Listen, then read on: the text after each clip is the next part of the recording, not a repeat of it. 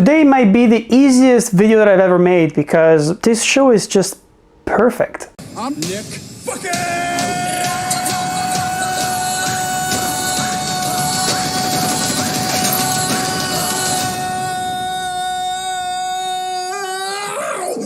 Okay.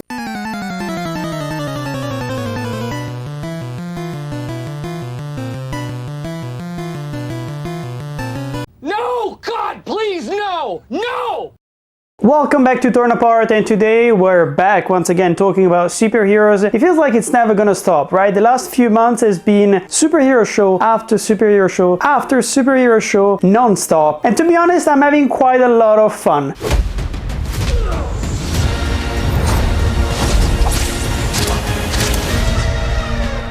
Spider Noir was a series that I was waiting for a really long time, especially because Nicolas Cage was involved, and I know that he always signs onto projects that are very weird or sometimes very bland. It depends basically of the mood that he's in. He's worked with so many different like Asian art house filmmakers. He's worked with, of course, American filmmakers. He's worked as an action star. He's worked in dramas, comedy dramas. He's done everything basically, and you can really tell that this was the first time that he did a show like this, and mostly a performance like this as well, because there's a lot of classic Nicolas Cage mannerism in this show, and it was a perfect choice, perfect casting for this kind of character. Oh my God, plastered.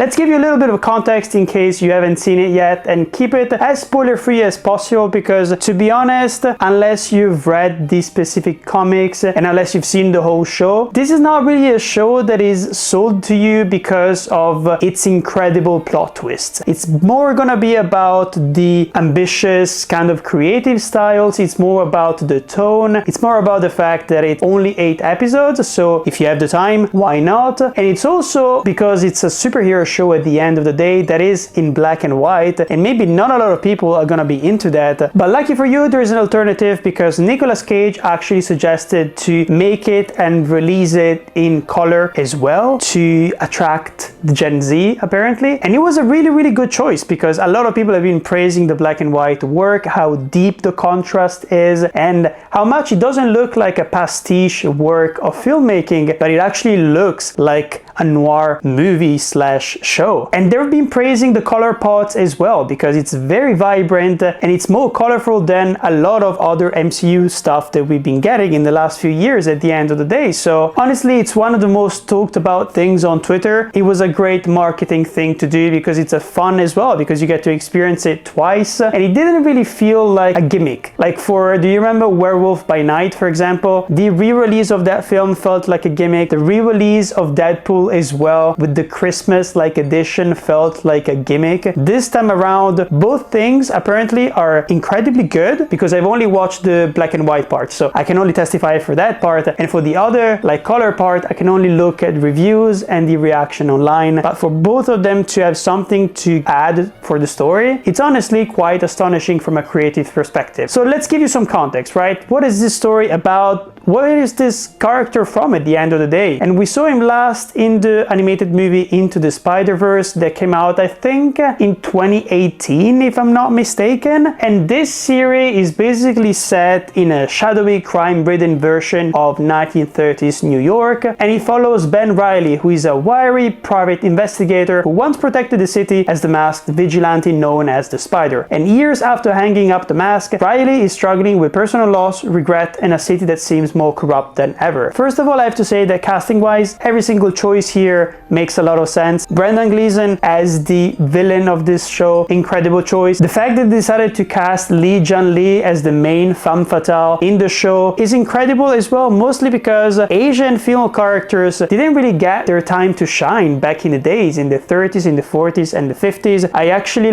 studied film noir back in the days, and as soon as I actually remember where basically the show is supposed subverting expectations, I'll try to let you know, because they've honestly done it quite well. And one of the subverted expectations is of course the casting of a female femme fatale, and a female femme fatale whose motivations you can actually understand, because there is this big film analysis thing within the industry where female characters were created and written as powerful, as provocative, as almost too independent and too smart back in the days, in the 30s, 40s and 50s within the noir genre, and that needed to be punished. So most movies, if not all of them, you always end up getting the scene where the femme fatale gets killed, gets punished, and basically the woman gets put back into her place when it comes to how society is built from back in the days anyways. And this is something that, without spoiling, it doesn't really happen in this show, and I was quite happy with it. And I was quite happy also on how she really felt like more of a three-dimensional character instead of someone who was there just to lure the main character into her trap and betray him, of course, because there always needs to be a betrayal when there is a femme fatale character. But this time around it actually felt genuine and interesting, even for comic book fans, because there are things happening in this show here which you've seen in previous like movies and animated shows, but they're kind of like twisted. So like even the whole idea of using great power comes great responsibility and turning it around, because this character here doesn't want to be a hero anymore. He just wants to lay down, do his job, get paid, and get home and basically drink himself to death. That idea is very interesting because we haven't actually gotten to see a Spider-Man in live action mode like that, maybe ever, or at least in a really long time. We got to see like a Peter Parker who was a dad, who had a child as well, who was married or divorced, who lost his girlfriend and stuff like that. Those are things that have been adapted, but we've never seen a Spider-Man that is tired, is completely like at loss with his own humanity. He doesn't really believe in the cause anymore, and also he doesn't have the same control over his power and his body as he used to have. And of course, using there as a comic book fan or even as just a superhero fan, you'll be like, that doesn't really sound like a fun show. It is a really fun show, mostly because they package all of that within a film noir, within an investigation that is really interesting. They managed to layer all of these like superpowered people in interesting ways and to give them like some backstory that makes sense for the time, that is actually related to World War I and to like, I think, Germans experimenting on people, even though I thought that only happened for World War II. That kind of confused me a little bit, but maybe I got some things wrong. There are some aspects of body horror which are so interesting in this show, and that I'm pretty sure that Nicolas Cage definitely pushed for, because he's one of those actors who loves that kind of stuff. Basically, he's the perfect like kind of clown, as in he loves going into very high places when it comes to absurd comedy, and he loves going into deep dark places, into horror, into terror, into things that like are gonna give you nightmares and they look disgusting. He's so ugly! I love him! This is something that Jim Carrey was also really good at, even though he didn't really get a chance to get to the bottom when it comes to his dramatic performances. But Nicolas Cage does it quite often, and this is mostly why I love this series, because it really showcases the range of Nicolas Cage. I've seen most of his films, like I'm a huge fan. I'm such a huge fan that like I actually set up a Nicolas Cage party like when I was back at uni, where basically I printed out Nicolas Cage like faces and iconic like memes from all of his career. I printed them out and I laid them around basically the flat with all my roommates and stuff like that. We had a TV with Nicolas Cage movies playing all night long while we had fun, had drinks and stuff like that, just to tell you that I'm a real fan. Like, I will be able to debate with anyone that Nicolas Cage is probably one of the greatest actors of the decade, of the century. Whatever you want, he has done it, and honestly, he does it once again in this series. I love the absurd comedy, mostly because this is something that we haven't seen Spider-Man do that much. We've seen him being quippy, we've seen him being like a smart ass, sarcastic and stuff like that. We haven't seen him being like an absolute weirdo. And like this character here, mostly because of the alcoholism, because of the trauma that he's actually suffered through, because of the war, because of all of the things that he had to do while fighting as the Spider, so as the superhero, basically is a bit wacko. And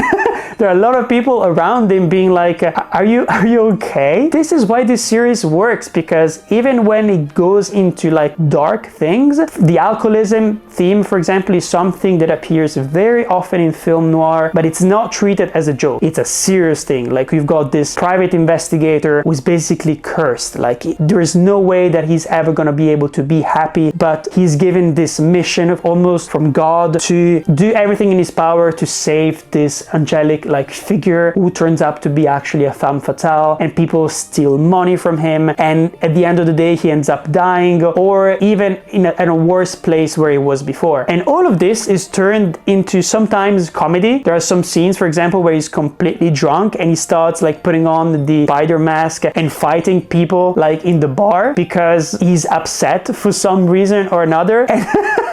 And all of the things that you've seen in the trailer where Nicolas Cage is like, okay, let's go. He does that, but with the context of everything that you've seen for this character here and that you know about him, everything works. It doesn't feel like it's out of character. It doesn't feel like it's something that he is doing that nobody asked him to do. It feels like something that is inherent to this specific version of Spider-Man, and I would never imagine that it would ever see the light of day. This feels like a thing that is almost illegal. Like, you shouldn't be seeing this. Like, this feels like a dream project that should have never gone into production and that you managed to see on your screen. I honestly don't have that many like negative things to say about this show. I only have one critique, because when it comes to film noirs, there is a lot of things happening. A lot of people betraying each other, a lot of people lying to each other, hiding their cards. Basically, it's kind of like everyone is playing their own like poker game, and they're trying to keep their hands hidden for as long as possible, kind of like blackmailing each other, and of course like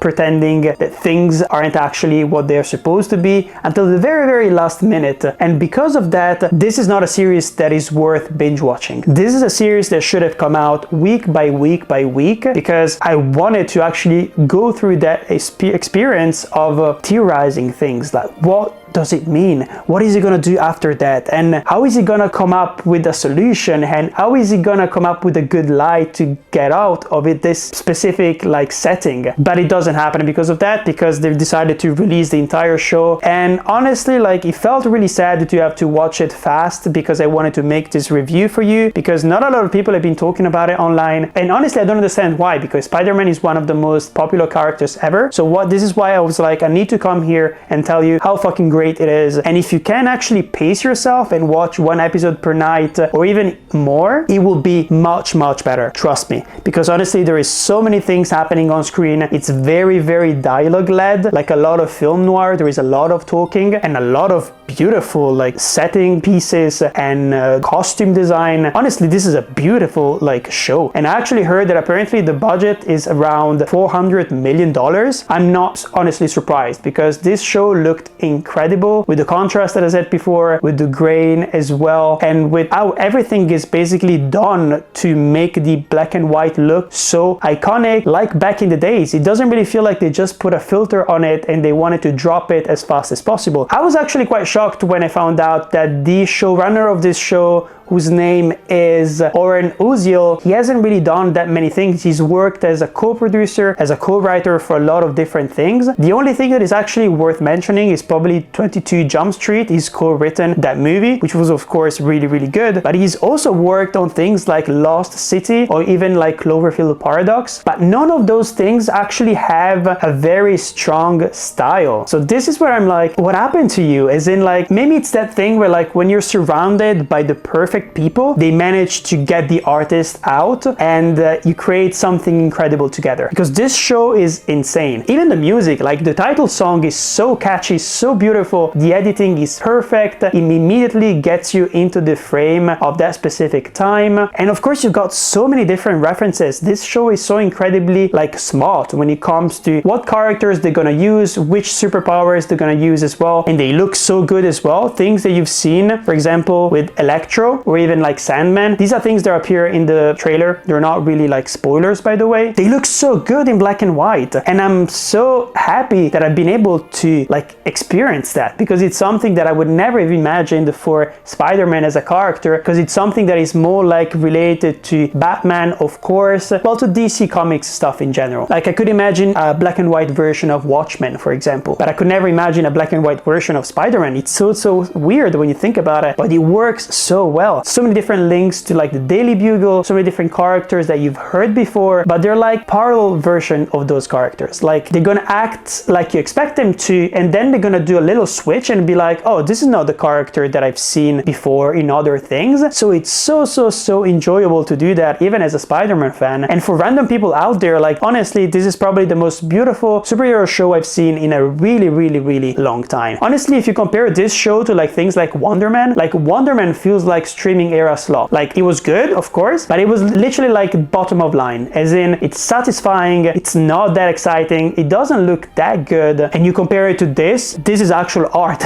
Like if you compare it to things like Wonder Man, and I'm comparing to things that are actually like considered as good within the industry. Imagine if I start comparing it to bad superhero shows. Let's not do that. I actually did something fun, which is I tried to give a ranking on Twitter of my favorite superhero shows of all time. So I'm gonna give it to you as well, because I think it's worth putting things into perspective as well. At the first place, I always put Batman the Animated Series. Incredible show, so above everything that you've seen when it comes to the animation of that time. So beautiful, so fun at the same time. Honestly, perfect. At the second place, I put Daredevil, especially Netflix Daredevil, but I think Born Again is kind of started to reach the highs of that show as well, for the same reasons I said before. It looks incredible, the performances are perfect, and it feels like one of those perfect adaptations. And once again, it kind of like goes beyond what you expect from just a superhero show. At the third place, I put HBO's Watchmen, which was such a surprise, and it's something that you would never expect it to work at the end of the day. Like a sequel to Watchmen, something that as a story worked so well, but they actually did it, and it's 100% quality TV. To be honest, Watchmen doesn't even feel like a superhero show.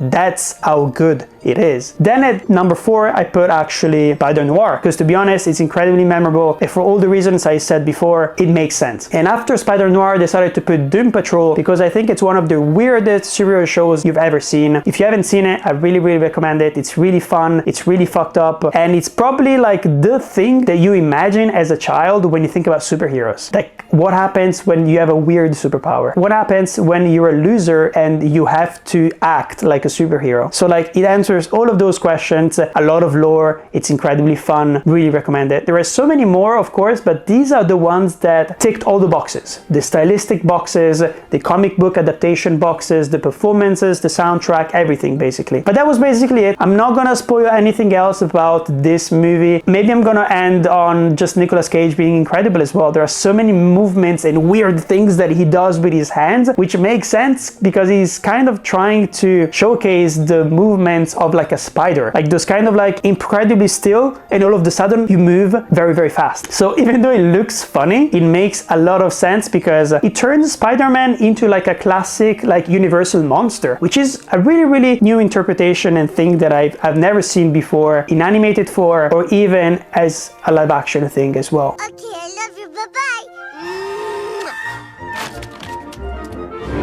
If you like this video, here down at the bottom as usual, I'm gonna be putting the links to our other superhero things that I've talked about in the last few weeks, months, years, why not? And here at the top, the topic of my next video, which is probably a mystery to me right now. I feel like I'm not sure exactly what I'm talking about. Maybe some animated stuff? Pretty sure it's gonna be some animated stuff. Let's talk about animated shows once again, especially if they are undervalued and they underperform. I love singing the praises of those ones. Don't forget to smash that like button. Every single time that you do that, you make sure that Nicolas Cage makes another weird performance and we get to appreciate it as fans. Can I count on you? Let's fucking go. I hope you enjoyed that. I'm Patrick, and this is TornApart. Back in the 90s, I was in a very famous TV show. What is it? What is it? What is it?